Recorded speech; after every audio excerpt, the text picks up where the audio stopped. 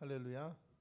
오늘도 서남 순복음교회를 통해서 하나님 앞에 예배하는 저와 여러분은 하나님께서 기뻐하시고 축복하심을 믿으시기 바랍니다. 다 함께 기도하겠습니다.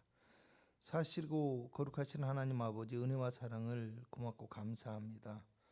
거룩한 주의 백성들을 지난 한 주간 동안 주의 날개 그늘 아래 눈동자와 같이 지켜 보호하여 주셨다가 오늘 하나님 앞에 예배할 수 있는 귀한 은혜의 시간을 허락하여 주셨음을 감사합니다.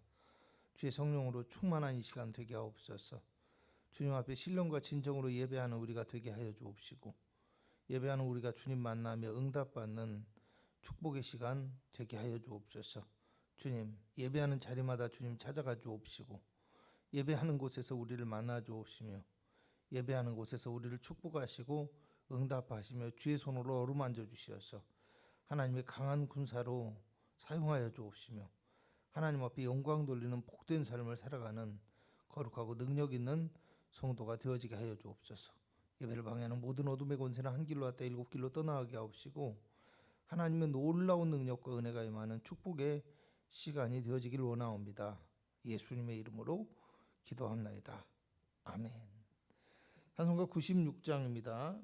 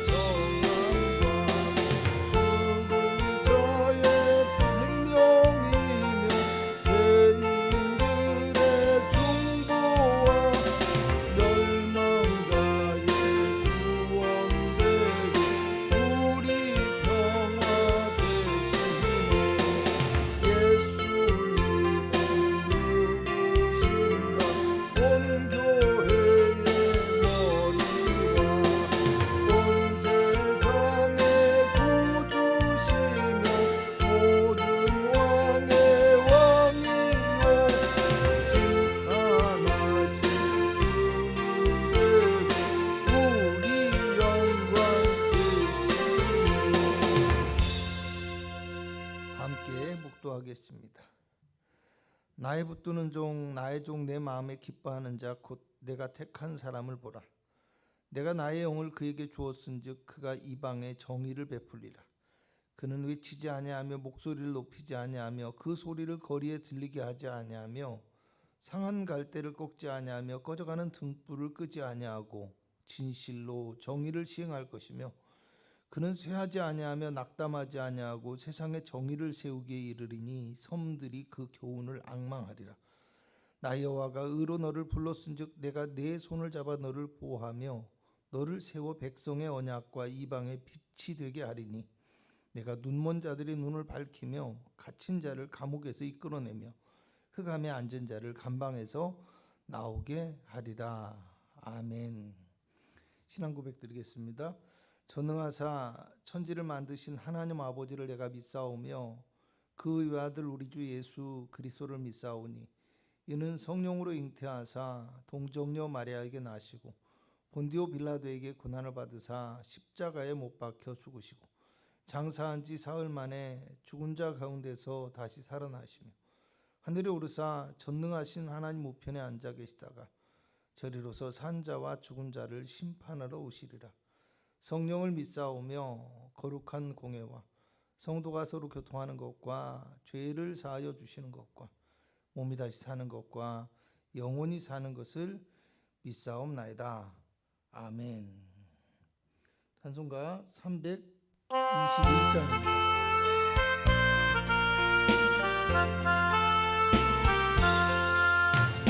대속하신 예수께 내 생명 모두 드리니 늘 진실하게 하소서. 내 구주 예수여, 나 구주의 살리라. 내 기쁨 한량 없으니 내 갈 길이 인도하소서. 내 구주 예수여, 날 구원하신 예수를 평생 의지하오니 날 영접하여 주소서. 내 구주 예수여, 나 구주의 살리라. 내 기쁨 한량 없으니 내 갈 길이 인도하소서. 내 구주 예수여, 십자가에 달리사 날 자유하게 했으니 내 몸과 마음을 주 위해 다 쓰게 하소서. 나 구주의 살리라. 내 기쁨 한량 없으니 내 갈 길이 인도하소서.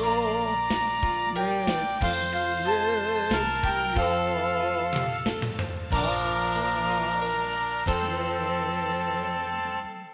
하나님 말씀 보도록 하겠습니다. 빌립보서 2장 1절부터 11절까지의 말씀입니다. 신약성경 319페이지, 320페이지에 있습니다. 제가 봉독해 드리겠습니다. 그러므로 그리스도 안에 무슨 권면이나 사랑의 무슨 위로나 성령의 무슨 교제나 긍휼이나 자비가 있거든 마음을 같이하여 같은 사랑을 가지고 뜻을 합하여 한 마음을 품어 아무 일에든지 다툼이나 허용으로 하지 말고 오직 겸손한 마음으로 각각 자기보다 남을 낮게 여기고 각각 자기 일을 돌볼 뿐더러 또한 각각 다른 사람들의 일을 돌보아 나의 기쁨을 충만하게 하라. 너희 안에 이 마음을 품으라. 곧 그리스도 예수의 마음이니 그는 근본 하나님의 본체시나 하나님과 동등됨을 취할 것으로 여기지 아니하시고 오히려 자기를 비워 종의 형체를 가지사 사람들과 같이 되셨고 사람의 모양으로 나타나사 자기를 낮추시고 죽기까지 복종하셨으니 곧 십자가에 죽으심이라. 이러므로 하나님이 그를 지극히 높여 모든 이름 위에 뛰어난 이름을 주사 하늘에 있는 자들과 땅에 있는 자들과 땅 아래에 있는 자들로 모든 무릎을 예수의 이름에 꿇게 하시고 모든 입으로 예수 그리스도를 주라 시인하여 하나님 아버지께 영광을 돌리게 하셨느니라. 아멘. 할렐루야. 오늘도 예배할 때 하나님께서 우리에게 은혜를 주실 줄 믿으시기 바랍니다. 나의 기쁨을 충만하게 하라 라는 제목의 말씀을 가지고 우리가 오늘 함께 은혜를 나누었으면 합니다. 몇 년 전에 저는 동일한 본문 가운데서 2장 1절에서 18절까지의 말씀으로 은혜를 한번 나누는데요. 오직 자기 중심적이고 이기적인 삶이 먼저가 되다 보니까 타인에 대한 어떤 배려나 따뜻한 감정을 찾아볼 수 없고 냉정한 세상 속에 살아가고 있다라는 말씀을 드리면서 그러면서 사람의 인생을 살아가는 데 있어서 가장 행복하고 아름답게 살아가는 것은 어떤 돈을 많이 벌고 성공적인 인생을 살고 지위가 높아지는 것 이런 것보다도 사람이 사람답게 사는 것이다 라는 말씀을 드렸습니다. 그리고 사람이 사람답게 살아가고 성도가 성도답게 살아가기 위해서는 예수 그리스도의 마음과 십자가의 사랑이 우리 안에 있어야 된다라고 말씀을 드렸습니다. 오늘은요, 그 예수 그리스도의 마음과 십자가의 사랑이 거룩한 교회 공동체 안에 어떻게 적용되어야 할 것인지, 또 성도가 십자가의 복음을 믿는 성도답게 살아가고 복음의 일꾼으로 살아가기 위해서 어떤 태도가 필요한지를 함께 살펴볼까 합니다. 겨울이야기라는 영화가 있습니다. 빨간 마을이라는 영화의 감독으로 유명한 신상옥 감독의 미공개 유작입니다. 이미 고인되셨죠. 현대의 고령 사회와 가족의 문제를 다룬 영화인데요. 제가 그 영화를 참고하기 위해서 또 여러모로 의미가 있는 영화이기 때문에 보기 위해서 진작부터 벼르고 있었는데 하나님의 말씀을 설교하기 위해서 할 수 없이 제가 식사 시간을 이용해서 1.5배속, 2배속으로 돌려서 빠르게 이렇게 보긴 했었는데요. 어떤 내용이냐면 아내의 갑작스런 죽음으로 인해서 치매 증상이 악화된 노인과, 그 노인은 시아버지고요, 그를 돌보는 며느리의 삶을 통해서 가족이라는 것이 어떤 것인지를 생각하게 하는 영화였습니다. 그런데 또 이걸 보면서 우리에게도 사실은 똑같은 상황은 아니더라도 가족으로 인해서 감당하기 힘든 어려운 상황이 다가왔을 때 과연 나는 이 며느리처럼 변하지 않는 마음으로 가족에 대한 사랑을 유지할 수 있을 것인가라는 어떤 다른 생각을 하게 되는 시간이기도 했었습니다. 여러분, 오늘 본문 1절에서 4절에 있는 말씀을 봐도요, 그 말씀 속에서도요, 그리스도의 몸이며 믿음의 공동체인 교회와 그리스도 예수 안에서 형제요 가족이 된 성도들의 모임에서 건강하고 아름다운 공동체의 모습을 유지하기 위해서 필요한 것이 과연 어떤 것인가 라는 걸 말씀하고 있습니다. 먼저 우리가 1절에서 4절의 말씀을 함께 읽어보고 그 뜻과 의미를 살펴볼까 합니다. 함께 읽어봅니다. 제가 읽어드릴게요. 그러므로 그리스도 안에 무슨 권면이나 사랑의 무슨 위로나 성령의 무슨 교제나 긍휼이나 자비가 있거든 마음을 같이하여 같은 사랑을 가지고 뜻을 합하여 한 마음을 품어 아무 일에든지 다툼이나 허용으로 하지 말고 오직 겸손한 마음으로 각각 자기보다 남을 낮게 여기고 각각 자기 일을 돌볼 뿐더러 또한 다른 사람의 일을 돌보아 나의 기쁨을 충만하게 하라. 아멘. 이 1절에서 4절까지의 내용은 하나의 구절로 되어 있는데 본문의 마지막을 보면요, 나의 기쁨을 충만하게 하라 라고 말씀하고 있는데요, 원래 히브리 성경에 보면은, 원문에 보면은 이 말씀이 우리말 성경의 1절과 2절의 사이에 있는 말씀입니다.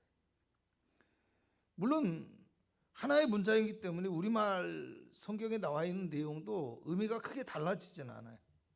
그런데 원문의 의미를 좀 더 명확하게 표현을 하게 된다면요, 이런 거예요. 그리스도 안에 무슨 권면이나 사랑의 무슨 위로나 성령의 무슨 교제나 긍휼이나 자비가 있거든 나의 기쁨을 충만하게 하는 것이어야 된다라는 겁니다. 그리고 이제 마음을 같이하고 다툼이나 허용으로 하지 않고 겸손한 마음으로 다른 사람의 일도 돌봐야 된다. 이렇게 세부적인 내용을 이야기하고 있는 거죠. 여러분, 겨울 이야기라는 영화를 봤다고 했는데요, 돌아가신 이 할머니의 딸인 고모가 장례가 끝난 다음에야 찾아옵니다. 그리고 짐을 정리하고 있는 동생과 올케에게 일은 도와주지 않고 가만히 앉아서 자기가 엄마에게 사줬던 악어백과 또 고급 시계를 돌려주라고 합니다. 그 모습을 지켜본 손자가요, 엄마에게 하는 말이에요. 아니, 고모 너무했어. 어떻게 할머니가 돌아가셨는데 유품부터 챙겨? 고모하고 할머니가 엄마하고 딸 사이인데 엄마가 돌아가셨는데 어떻게 그런 마음이 생길까? 이렇게 이야기합니다. 정말 한심하고 답답하고 화가 나는 상황이기도 하지만요, 어떻게 보면 너무나 안타깝고 속상한 현실의 모습, 우리의 삶의 모습을 그대로 보여주고 있는 것은 아닌가 하는 생각을 해보게 되었습니다. 사실 제 마음이 더 아프고 씁쓸하게 만든 것은요, 아들의 말을 들은 엄마의 대답이었습니다. 아들은 화를 내며 씩씩대는데 정작 더 화를 내고 분개해야 될 엄마는 아무렇지도 않은 듯 담담하게 엄마는 그것을 이해할 수 있을 것 같다. 아들이든 딸이든 다 나이가 되면 변하기 마련이란다 라는 말을 하는 것이었습니다. 여러분, 이 이야기를 들으면서 어떻게 생각하셨는지, 어머니의 장례를 위하여서 찾아온 친정집에서 감 나가는 유품부터 챙기고 있는 딸의 모습과 또 그 모습을 보고서 참을 수 없어서 어떻게 그럴 수 있느냐고 분개하고 있는 손자의 모습, 또 그럴 수 있다고 하면서 참고 이해하고 받아들여야만 하는 며느리의 모습이 어쩐지 굉장히 우리 삶에 익숙하게 느껴지는 풍경이 아닌가라는 것입니다. 여러분, 제가 이 말씀을 드리는 이유는 간단합니다. 가정이라는 공간은요, 우리에게 제일 따뜻하고 안락하고 기쁨을 주는 공간이어야 하는데, 이 자기만 생각하는 그 이기심과 욕망이라는 것이 또 그것으로 인해서 이 가정이란 공간이 씁쓸함과 아픔만 느끼게 만드는 안타까운 모습으로 변해버리고 있다는 겁니다. 그리고 이 가정의 모습이 안타깝게 변해버린 것처럼 예수 그리스도의 몸된 교회 공동체와 거룩한 성도들의 모임도 각자의 이기적인 마음과 욕망으로 인해서 갈라지고 분열되고 있는 모습은 없는 것인지 우리가 스스로 생각해 볼 수 있어야 한다라는 말입니다. 여러분, 나의 기쁨을 충만하게 하라라는 말씀은요, 어떻게 보면 우리의 신앙생활의 목적이 어디 있어야 하는지, 또 거룩한 공동체가 나아가야 될 목표가 무엇인지를 한마디로 보여주고 있는 말씀이다라고 생각합니다. 앞에서 말씀드린 장례식의 이 익숙한 풍경들, 바로 이런 것들이요, 어떤 가정에서는 가족이 모일 때마다 또 때와 장소에 관계없이 갈등이나 서운함을 넘어서 서로 말도 하지 않거나 얼굴도 보지 않기도 하고요, 말다툼과 감정적인 싸움을 넘어서 심지어는 법적인 싸움으로까지 이어지는 이런 안타까운 모습으로 나타나기도 하는 것을 우리가 너무나 많이 경험하게 되어집니다. 여러분, 우리가 한 번쯤 들어봤을 것 같은 그 익숙한 말들을 한번 해볼까요? 오늘이 명절인데, 오늘이 아버지 기일인데, 오늘이 어머니 생신인데 꼭 이런 날에도 싸워야 되겠어? 꼭 이런 날에도 속을 상하게 만들어야겠어? 꼭 이런 날에도 그런 말을 해야 되겠어? 여러분, 너무나 익숙한 이야기 아닙니까? 여러분, 이런 일들이 왜 우리의 삶 가운데 일어나고 있는 것이다 라고 생각하십니까? 목적을 잃어버리기 때문입니다. 좀 더 엄밀하게 말한다면 모임의 목적은 알고 있지만 자신의 감정과 자신의 욕망이 먼저가 되고 제어가 되지 않기 때문입니다. 꼭 자기 욕심 때문만은 아닐 수도 있습니다. 서운한 것이 있을 수도 있고요, 생각과 가치관이 다를 수도 있습니다. 상대의 말과 행동이 나와는 맞지 않거나 감정을 상하게 만들어서일 수도 있습니다. 그런데요, 다 자신의 감정과 욕망을 드러내고 다 다투고 싸우는 가정만 있는 것은 아니라는 것도 우리가 알아야 됩니다. 겉으로 보기에는 너무 우애가 넘치고 만나면 웃음꽃이 가득한 가정들도요, 때로는 그 속사정들을 깊이 알게 되다 보면 상처가 없는 가정이 없어요. 속상하고 답답하고 서운하고 화나는 일들, 또 그런 감정들이 얼마나 많이 그 안에 쌓여 있는지 모릅니다. 어떤 때는 그런 속사정들을 듣다 보면 과연 이 가정이 어떻게 이때까지 깨지지 않고 유지가 되고 있었는지 의문이 들기도 하고요. 또 이 가정이 정말 계속해서 정상적인 가정의 모습을 유지하고 있을 수 있는지 의심이 들고 회의가 들기도 합니다.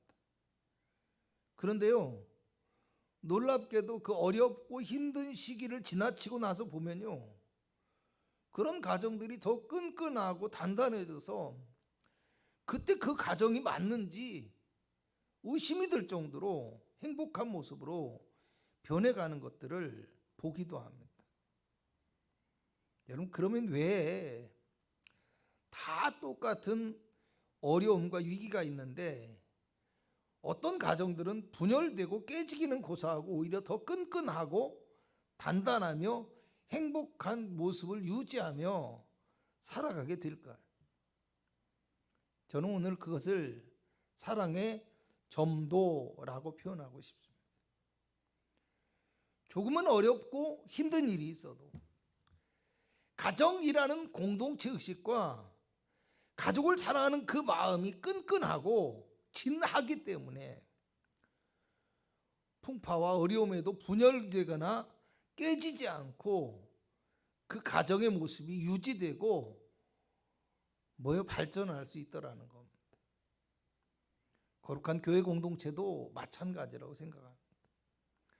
하나님을 섬기며 예배하고 복음을 증거하기 위해서 모인 교회는 교회의 머리가 되신 그리스도를 중심으로 모이고 그리스도를 중심으로 예배하며 그리스도를 전하는 복음을 위해 한 마음과 한 뜻을 품고 살아갈 수 있어야 합니다. 그렇기 때문에 성도는 나의 이기심과 욕망이 먼저가 아니라 그리스도를 통해서 우리를 구원하신 하나님을 기쁘시게 하는 그런 목적을 가지고 살아가야 되는데, 혹시 오늘 우리도 자신의 감정, 자신의 욕망을 다스리지 못해서 하나님을 예배하는 거룩한 교회 공간 안에서조차도 또 신령과 진정으로 예배하며 하나님을 기쁘시게 해야만 하는 예배 시간까지도 우리의 이기심과 욕망을 드러내며 다투고 분열하고 있는 모습을 보이고 있지는 않은지 스스로 우리를 돌아보고 생각할 수 있어야 한다라는 말입니다. 여러분, 본문 1절의 말씀은 우리말 성경에는 없지만 히브리의 성경에는 각각의 내용들에 영어로 if라고 번역하고 있는데요, 만일 무엇이라면 이라는 단어가 들어가 있습니다. 그러니까 원문의 의미를 살려서 설명하게 되어진다면요, 만일 그리스도 안에 무슨 권면이 있거든, 만일 사랑에 무슨 위로가 있다면, 만일 성령에 무슨 교제가 있다면, 만일 무슨 긍휼이나 자비가 있다면, 이런 뜻입니다. 왜 만일 무엇이라면 이라는 말이 중요하냐면요, 사실 우리말 성경만 보면 1절의 말씀은 그리스도 안에서의 성도들의 모임이나 교제를 통해서 나타나야 되는 4가지의 덕목을 이야기하는 것처럼 보입니다. 저도 물론 이것을, 또 많은 목사님들 이것을 첫 번째 의미로 성도들의 교제, 성도들이 교제 안에서 지켜야 될 덕목으로 설교를 하고 설명을 하기도 합니다. 틀린 말은 아니에요. 그런데 이 말을 좀 더 원문에 가까운 뜻으로 바라보게 되어지면 어떻게 되냐면, 권면이나 사랑의 위로나 성령의 교제나 긍휼과 자비, 이 4가지의 덕목은 그리스도를 통해서 우리에게 주어지는 하나님의 은혜를 의미하고 있는 말씀입니다. 그렇기 때문에 이 1절에 나오는 4가지의 덕목을 그냥 하나로 묶어서 하나님의 은혜라고 이렇게 묶어가지고 의역해서 설명하게 되었잖아요. 표현하게 되잖아요. 그럼 이렇게 되는 거예요. 만일 너희가 하나님의 은혜를 받았다면, 그것을 너희가 알고 있다면, 깨달았다면, 너에게 그 증거가 있다면 나의 기쁨을 충만하게 하고 마음을 같이 하고 같은 사랑을 가지고 뜻을 합하여 한 마음을 품고 다툼과 허영이 아니라 겸손한 마음으로 내 일만 생각하지 말고 남의 일도 생각하면서 공동체적인 모습을 보여야 된다. 이런 말씀을 하고 있는 것입니다. 학자들은 사도 바울이 빌립보 교회의 성도들을 향해서 이처럼 하나가 될 것을 강력하게 강조하고 있는 이유는요, 그들 가운데 다툼과 분열의 모습이 있었기 때문이라고 합니다. 그 한 예로 4장 2절을 보면 서신을 끝마치면서 바울이 내가 유오디아를 권하고 순두개를 권하노니 주 안에서 같은 마음을 품으라고 말씀합니다. 이 말씀을 보고 학자들은 아마 빌립보 교회의 중심이 되는 이 두 여인이 사도 바울을 도와서 복음을 위해 힘쓰고 애썼어요. 그리고 어떻게 보면 지금도 빌립보 교회의 성도들이 바울의 복음의 사역을 위해서 힘쓰고 함께 참여하고 돕는 역할을 하고 있어요. 그래서 빌립보 교회는 그들의 어떤 수고, 헌신, 함께함 이런 것에 대한 감사의 편지이기도 합니다. 그런데 안타까운 것은 바울이 있을 때는 그렇게 충성했던, 바울을 중심해서 충성했던 그 성도들이 바울이 떠나고 난 다음에는 서로가 어떤 경쟁하고 분열하고 있는 모습을 보이기 때문에 걱정하는 마음에서 바울이 이 이야기를 쓰고 있다라는 겁니다.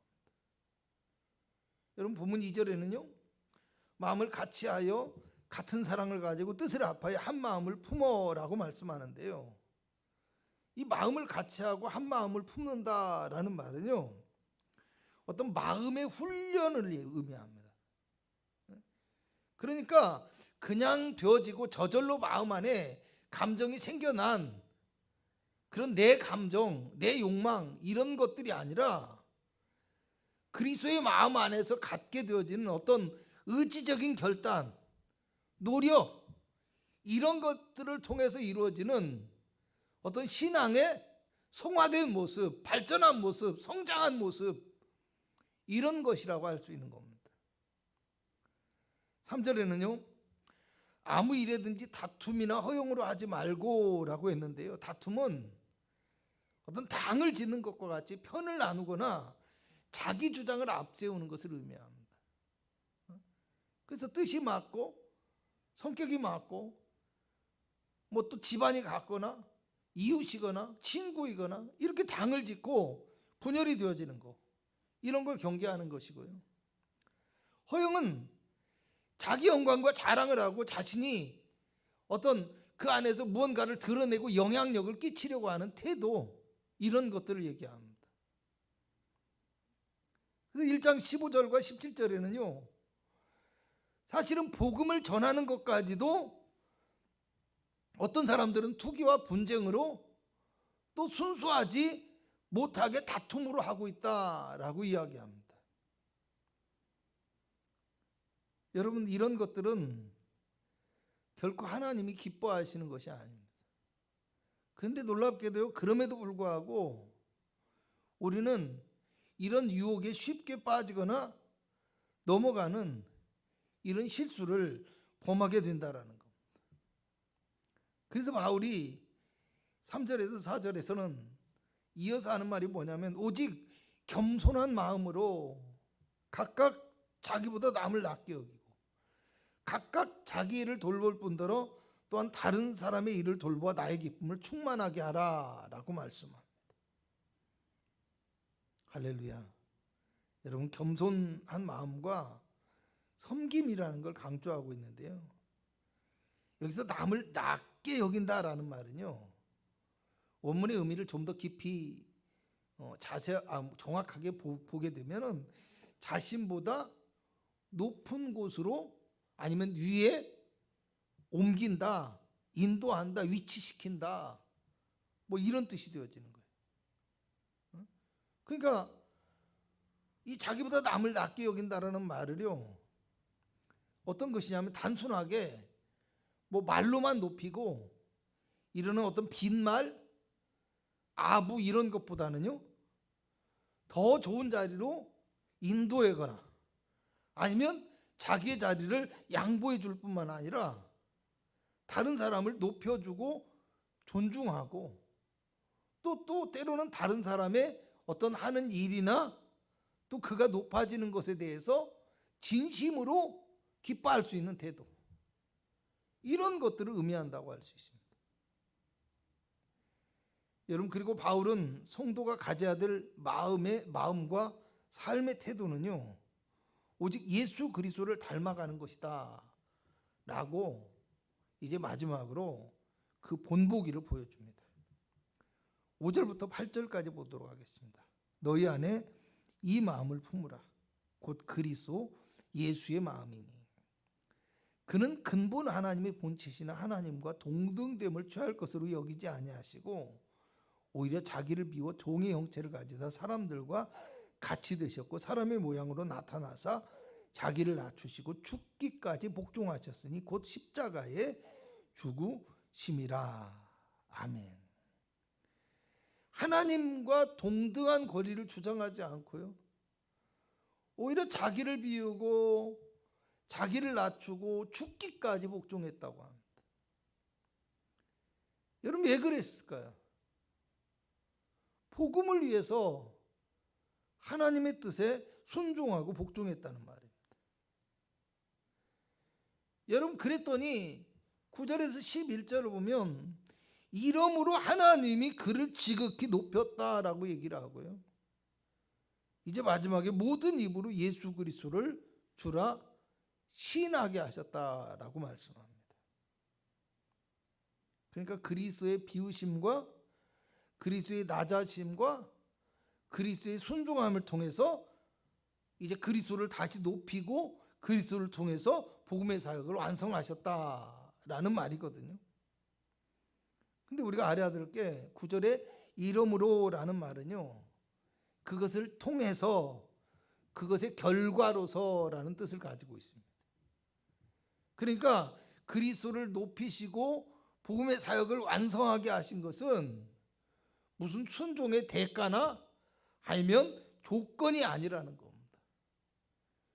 그가 순종하신 그 순종의 결과로서의 어떤 열매와 능력이라는 겁니다.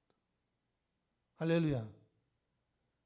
그러니까 지극히 작은 일에 충성한 일꾼에게, 종에게 그 주인이 더 많은 것들을 맡기고 일할 수 있도록 하신 것처럼 그리스도는 이미 그의 순종과 그의 헌신을 통해서 합당한, 복음에 합당하고 우리를 구원하시기에 합당한 존재로 나타났다라는 겁니다. 이제 말씀을 마치고자 합니다. 오늘 우리 삶과 신앙의 목적은 어디에 있는지 생각해 보았으면 합니다. 하나님의 기쁨이 되고 예수 그리스도의 복음을 위해서 살아가야 되는데, 혹시라도 내 이기심과 욕망에 앞서는 어리석은 마음으로 인해서 교회를 어지럽히거나 위협하고 순종하지 못하는 모습은 없었는지, 믿음의 사람들에게도 본이 되지 못하고 세상 가운데도 하나님의 영광을 나타내지 못하는 안타까운 모습이 우리 가운데 있지는 않았는지 생각해 보았으면 합니다. 그리스도 예수의 마음을 품고 십자가의 길을 따라가는 것이 오늘 우리가 진정으로 가야 할 참된 믿음의 길임을 다시 한번 깨닫고 기억할 수 있기를 바랍니다. 그러므로 오늘 우리는 하나님의 복음의 은혜를 허락받은, 사랑받는 성도답게 우리의 이기심과 욕망을 버리고 복음을 위해 낮아지며 헌신하고 하나가 되며 또 오직 하나님을 기쁘시게 하는 복음의 일꾼이 되어지므로 하나님께서 높이시고 사용하시는 귀한 능력과 은혜가 넘쳐나는 복된 성도 되시기를 주님의 이름으로 축복합니다. 기도하겠습니다. 그리스도의 마음을 품고 살아가길 원합니다. 하나님의 마음을 알고 하나님의 뜻을 따라 살아가며 성령 안에서 하나가 되는 교회와 성도가 되게 하여 주시옵소서.